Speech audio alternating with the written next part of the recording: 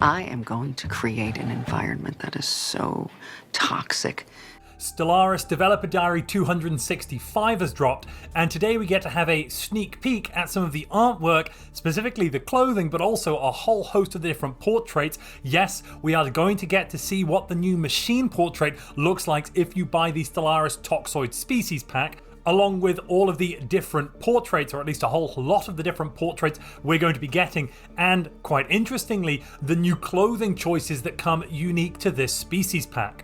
Now, this dev diary does focus mainly on how they came up with the clothing component of the new species pack, and I should really preface all this by noting that the actual artwork we're getting, the new species portraits, that is a very integral part of a species pack originally some years ago when we first got a species pack that's humanoids and plantoids, specifically I'm thinking of here, so the pre-lithoid days. A species pack would not come with anything other than cosmetic changes. Now, of course, we do get a whole host of lovely, fantastic, interesting mechanical changes. I have already covered a lot of the mechanical changes, the feature list, in another video, so if you want to check that out, I'll put a link to that in the description. But we are today looking at Alec Beale's work. He is one of several concept artists that worked on the Stellaris Toxoids pack. They're going to give us a very fashionable walk through the seriously expanded clothing component of the pack. In later dev diaries, apparently they are going to go into more detail examining the design process of an individual species. So this will be an informally focused look at our experiences, or their experiences I should say, when creating the clothing of toxoids. And this first image they have to share here clearly shows three of the new creatures, the new toxoids we're going to be getting in the pack. We've got a kind of tiny gnome guy on a platform with his interesting helmet. Those helmets are swappable from what I can tell. We've got three-headed gentleman here who's got a lovely showing of the clothes, and it's interesting, the clothes do kind of match the other outfit choices even for this three-headed fellow, except the three-headed monster, or person I should say, gets three head holes in his clothing, so it's quite interesting to see they do have symmetry here across the pack.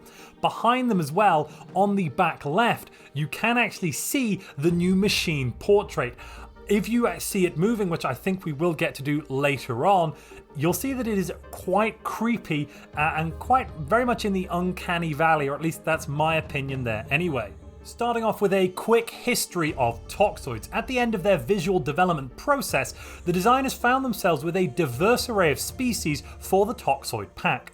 Their intention was to give around a third of them something to wear, and by and large, they didn't or don't specify which species will or won't be clothed at the start of this process. Most artists generate concepts for creatures designed to wear nothing at all, as well as with clothing designed specifically for that species in mind. Once the artists are sufficiently satisfied with how much they've explored what is and is not a toxoid, the actual process of deciding the characteristics of the species then begins. This is apparently quite a quick process where they assign common traits, scholar, brute, aggressive, needs pants, that's an interesting trait actually, to everyone. After that's done, then it's time to start the clothing process. And if you're enjoying this video, please clothe that like button. When it came to inspiration, toxoids represented a great opportunity for the designers to try out some aesthetic choices that had either been missing or only slightly touched on before in Stellaris.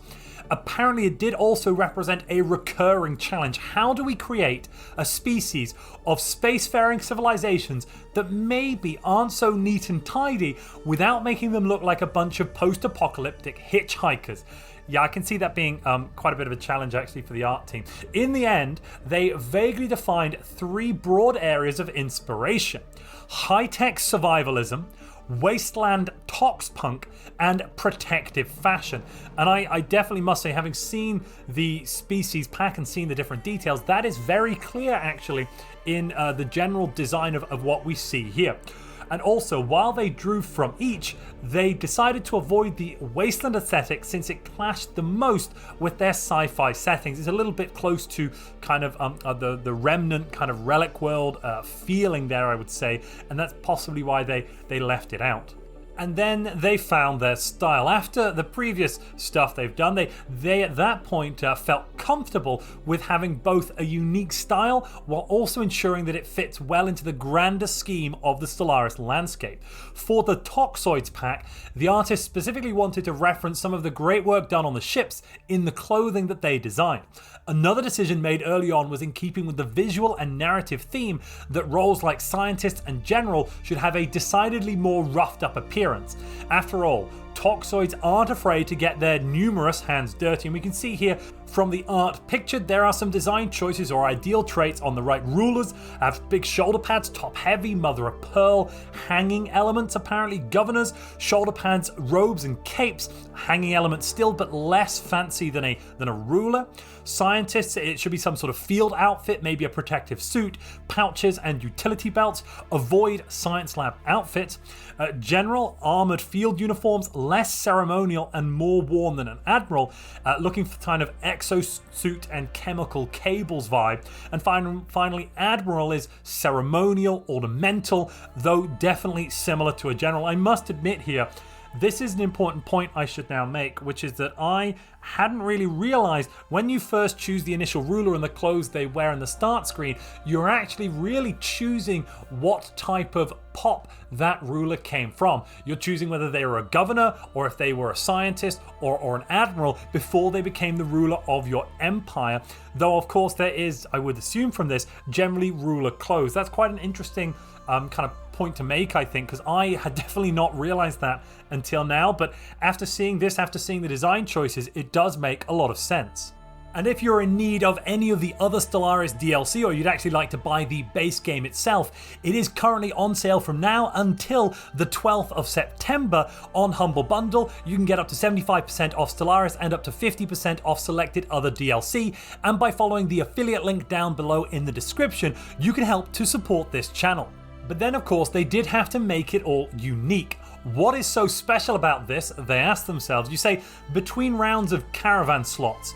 For all prior species packs, clothing has been a relatively straightforward process of creating a single outfit per role and giving it several different sizes. These have always done a great job, but they come with drawbacks. They mask the creature from the neck down and generally come with more limited animation opportunities. So as we can see from this slide here, they wanted a comparison. They've done a comparison of a role outfit amongst multiple species from earlier in Stellaris and in Toxoids. On the left we can see it's all the same uniform, and it does kind of give a samey feel to the aliens. Whereas with Toxoids here, they have kind of pushed the boat out because they have different limbs, different sizes, different appendages. Each of these aliens, and note the machine portrait here on the bottom left, each of these aliens is a unique and individual shape, but they still have what is in essence the same item of clothing pushed onto each of them, or that each is wearing. They do all fit cohesively, possibly even in the same empire. With the new camera settings requiring clothing designs far beyond the original scope, as well as a diverse cast of candidates, they felt that in order to do these designs justice, the artists were going to need to create outfits more specific to each species, which is basically what we've seen in the previous slide. So how did they get on with this? Well, some early stages of concept art and refinement, as you can see here. Some designs, such as the ruler seen here, lasted for quite a while before they were changed. Yes, and the ruler has almost kind of like underarm kind of wings. I'm getting flying squirrel vibes very much from that design. It's a kind of a V-suit, I want to say. Very interesting as well, combining multiple sets into one here with the kind of what must be kind of a frog design on the bottom left. They also decided, as you might have noticed, that robots should not be left out of the fun. So Toxoids is introducing the first ever clothed machine. With support of the fantastic animators, they even discussed the idea of introducing masks, backpacks, and more as ways of adding variety. Eventually, it was decided that each species would get more or less a tailor-made outfit, which is why we've ended up with the pack we have. Now, looking at some of this design choices here with the clothing and material style exploration, it looks like they first tried out different materials and layouts until they reached a more finalized design. At that point, they then exported it and extrapolated it onto other species. And at this point, you can see they've pretty much, it looks like, got the majority for the actual creatures done, but they have not animated this. This is just stills, and they are working on how the art should look. And if we quickly drag our attention over to the right-hand side, they have attempted to tie other parts of the species pack, such as the ship design, we can clearly see a ship here, into the clothing, and that's why the clothing kind of mirrors the ship in this kind of browns, these brown tones, kind of as an outer armor or an outer shell, with lots of greens shining up from underneath. They then had to find something of a balance between kit bashing clothing, so adding random parts, and trying to keep it the same. As is highlighted here, they're trying to highlight different points of the clothing that is repeated across the various species, therefore indicating that it is the same item of clothing, even though it has a different cut, a different style, a different number of arms, a different number of head holes. In fact, I must admit, I really find that one Toxoid with the 3 heads a really unique and interesting alien. We haven't had 3-headed aliens in here yet, so I'm pretty glad, and I think that is very cool to have that here. Basically, assets can be reused, modified, tweaked, and more to help create as distinct as possible outfits while still preserving this style. On the bottom row, we can see these kind of 3 marks or 3 vents was turned into 3 dots on the 3-headed alien, or kind of squashed and turned into almost 3 vents on our spiky purple middle alien here. Achieving all of this required as many assets as possible while still making enough changes, new details, and species conforming components that each one felt as if it was designed for the individual wearer. Then they started doing some really crazy and funky stuff with masks and packs and all of that. As they previously mentioned, they wanted the artists to explore add-ons such as masks and backpacks. Some of these concepts were not new to Stellaris, but they still felt like they could be expanded. For the most part, during their initial development phase, these provided to be costly in terms of time, complicated with the layering of species, gender, role, and color variant, or in terms of the in-engine automation budget. This is the nature of the job, and it's important to know when to push towards a solution and when to recognize something isn't feasible. I must admit though, they have got these mask changes on, I'm gonna say 3, possibly it's 4 of the different species. And when you see them changing in game as a defined feature, it is really, really cool. On the top right here, you have kind of the mask changes from the hulking, and I think it's the same with the bottom right, but this is the hulking kind of alien with a big hunched back and some vents coming out of it from beyond that. And having the unique identifier here, apart from kind of a few bits of tattered rags, be this unique and vibrant mask does definitely feel very, very alien, and I really like it. I must admit though, I'm not completely sold on the mask changes of the pygmies on the left hand side. This almost looks to me like their heads are too big for their bodies, or something else along those lines. It's definitely very much a fantasy trope here. I'm not sure if I like it, let me know if you do, but it is what it is. And now we get to the robots with skirts part. As mentioned previously, they have now added robots with clothing. Yes, that is clothed robots. No longer will their naked, fleshy, or should I say metallic outskirts be open to the naked eye. Instead, they should be hidden away because, of course, it's very shameful to show off your naked metal body. This was apparently an inspiration the artist specifically wanted to see as a long-time Stellaris player. After all, even a cold and calculating near-immortal machine might want to try on an outfit or two for a change. Initially, they hoped that they could have both different heads and unique back components for each role, as well as animated subcomponents. However, as with some other designs for non-machine clothing, these added up substantially and quickly exceeded what could be done in-engine.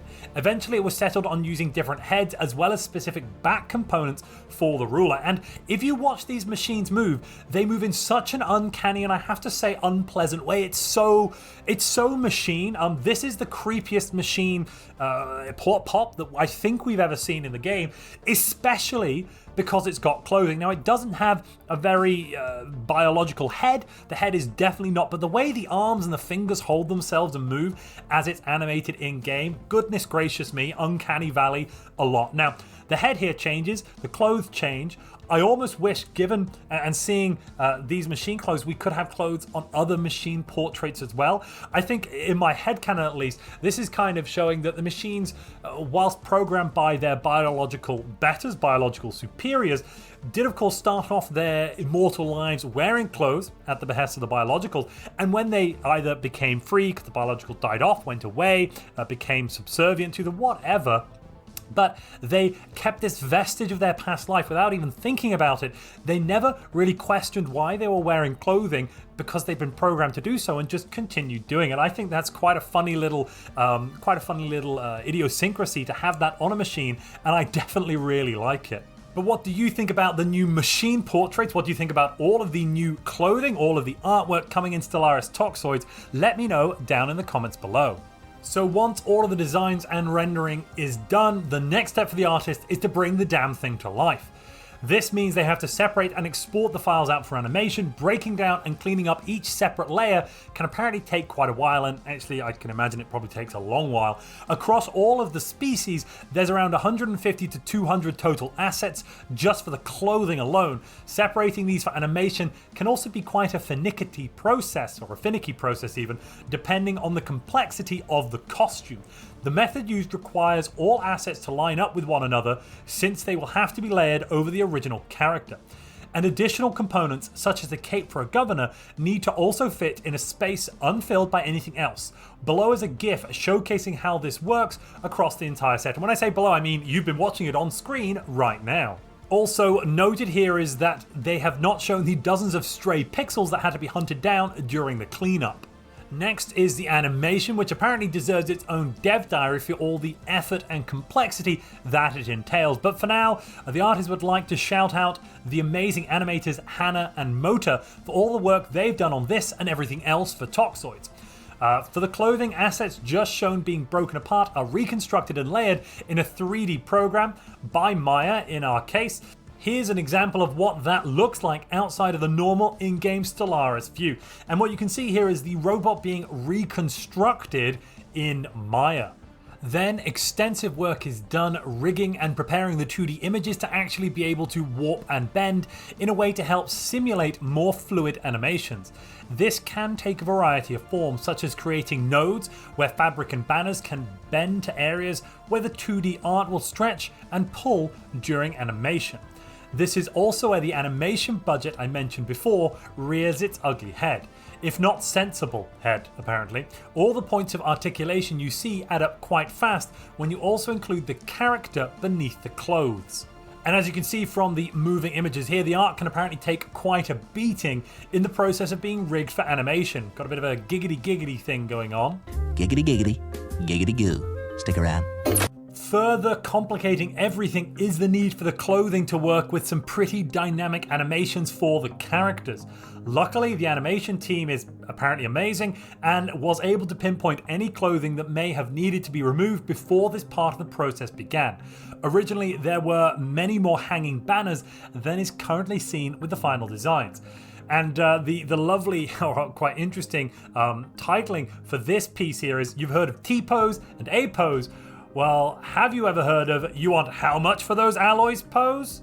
Finally, it is all pieced together, beautifully animated, and then put into the game. After the requisite amount of corrosive sludge, sweat, and tears, the artist finally got some finely attired toxoids.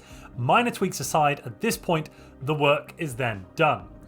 For example, this individual has never once considered if there's more to life than being really ridiculously well dressed. Believe it or not, there are even more steps and miscellaneous details that have been completely passed over as to not turn this into a novel. To the knowledge of the Dev Diary writer, this was the most intensive and experimental clothing development cycle of any pack so far. For a variety of reasons, quite a bit of what was attempted wasn't able to make it into the final build. However, they still feel like everything done for Toxoids can push Stellaris even further going forward. A big thank you from them for reading, and they hope you've learned something. Best of luck in your future space endeavors. Next Tuesday, the Dev Diaries are back with the tale of the Questing Knights. And if you'd like to know more about all of the great features and mechanics coming with the new Stellaris Toxoids Species Pack, click the video on screen now.